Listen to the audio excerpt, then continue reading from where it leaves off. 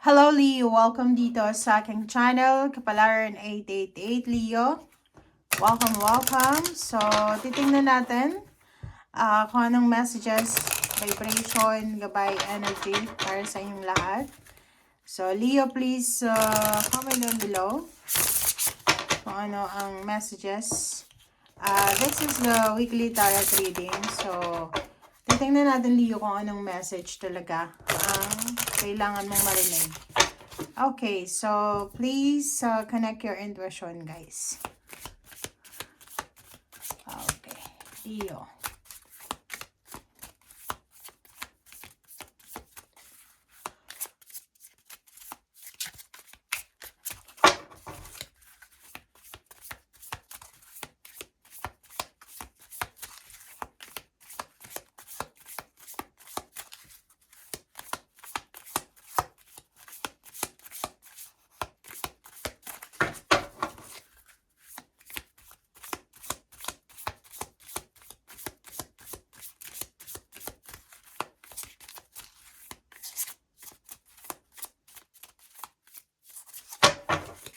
Okay, walang lumalabas, Leo. Hindi ko alam. Wala bang mensahe sa'yo ang universe sa linggong ito? Parang wala. Okay, so tingnan natin. Wala kasing lumalabas eh. So, kumuha tayo dito. Okay, so you have 3 cards, Leo. Ang first card natin is Choose Love. Second card is Invite Your Fears to Tea. And Forgiveness Heals, Leo.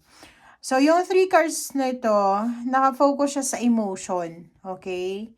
So, please comment down below doon sa mga Leo na maybe you are bringing all the baggages, emotional baggages from 2025 to 2026. Because yung 3 cards mo, same energy lang, same message, same energy yung sinasabi.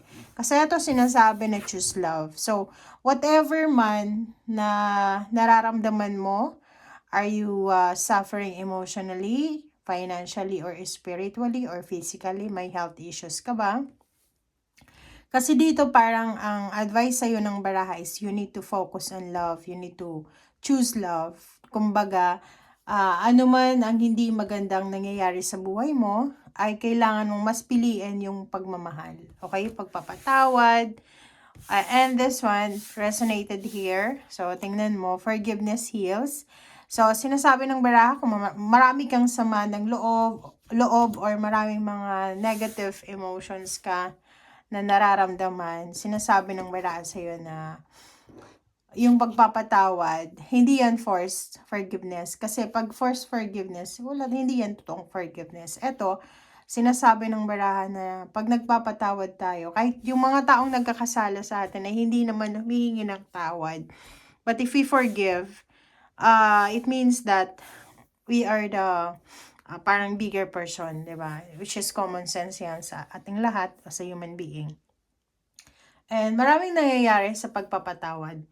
Okay, so ang una dyan is nakaka-release ka. Nare-release mo yung emotion, yung mga bagahe na hindi mo na dapat dinadala everyday. Okay, so invite your fears to tea. So ibig sabihin, kailangan mong yung kung ano man ang mga worries and fears mo sa buhay, you need to face it. Diba? Face your fears, face your worries. Kasi the more na parang yung tatalikuran natin, yung parang hindi natin i-confront yung negativity or yung emotional pain and heartaches natin, the more na mag-suffer tayo. So, for this week, okay, for this week, sinasabi sa iyo, Leo ng baraha, na you need to focus on your emotions, okay?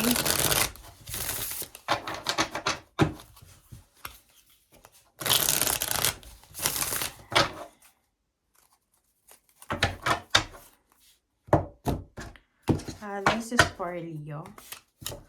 Okay, first card sa second deck is 5 of Swords and 10 of Swords. So, yun, di ba? So, yung dalawang barahang yan, this is parang confirmation from the from the 3 cards na Sinasabi ng barahan na we need to let go. We need to let go any pain, heartaches, or resentments, grudges, or yung mga negative, toxic na nararamdaman natin, mga old style, old belief, old system sa buhay natin. So, you need to let go. You need to hang it up. You need to delete it. Okay?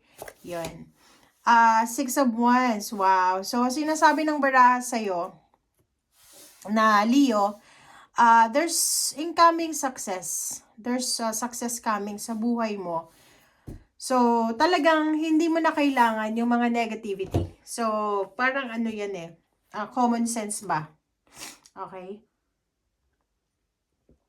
Ang sabi ng baraha sa'yo na you need to let go of kung ano man ang mga garbages na yan, mga baggages na nagiging sagabal para sa tanggap mo ng tagumpay. Kasi minsan, sa sobra-sobrang bagahe ng buhay natin, hindi na natin parang napapansin na marami tayong blessings. So, in your case, sa linggong ito, if ever lang na marami kang mga hinaing sa buhay, marami ka bang kagalit, marami ka bang kinasusuklaman na tao, marami ka bang mga negative, or yung mga kinikim-kim. Kasi you need to let it go You need to close that situation, that relationship, okay? Situation man, tao man, or anything yan. Kasi there's an incoming Six of Wands. Yung Six of Wands na to is, this is hard-earned success, this is fortune, you will be lucky, or maybe this is the result of your hard work. So, parang nakadepende yung swerte, yung blessings mo sa iyo. Parang ganun. So, let's check. Knight of Swords. So, this week, maraming messages, maraming communication, maraming balita, mga hearsays, or mga any types ng communication, any types ng kwento. So, magiging, maybe you will be super busy chatting with someone. Like, mag-ingat ka lang kasi yun na nga, you need to let go of anything na hindi maganda. Knight of Swords and the Hierophant. So, nakikita ko sa'yo dito na whatever man na plano mo sa buhay, okay, whatever man na plano mo, if you are married, if you are in a relationship, you will be supported ng iyong karelasyon. Another thing is, there's a good news coming. If you are looking for a love life, if you are looking for someone like a mentor, if you are looking for camaraderie, a collaboration. Kasi this week, possible na makatanggap ka ng recommendation, ng collaboration, makakatanggap ka ng tulong, help from someone or from individual. Okay? Four of Wands. Sinasabi ng barahan na this week wala kang masyadong poproblemahin sa usaping pamilya.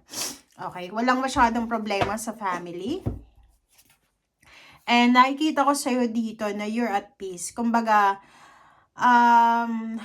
there's parang may mga traumatic experiences ka from the past na siguro mga kapamilya, kadugo mo na tinatraidor ka or trinator ka. But this week, sinasabi ng barahan na you will recover from any parang mga betrayal na yan, mga negativity. Okay? So, learn lesson ito sa'yo. Okay? Kasi, di ba, walang nagwawagi sa masamang tao.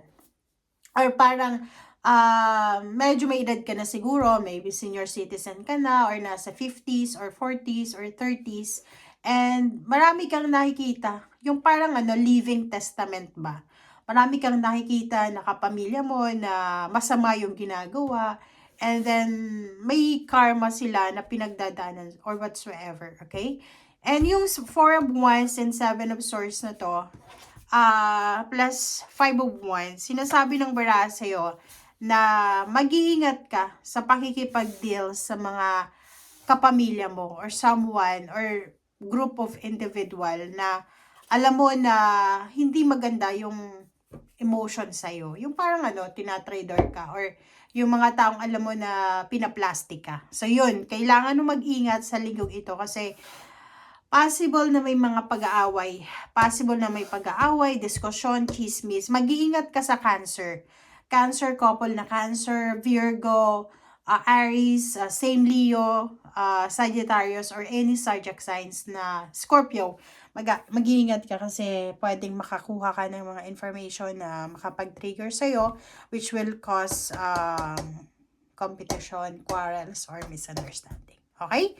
Thank you guys for watching. Bye!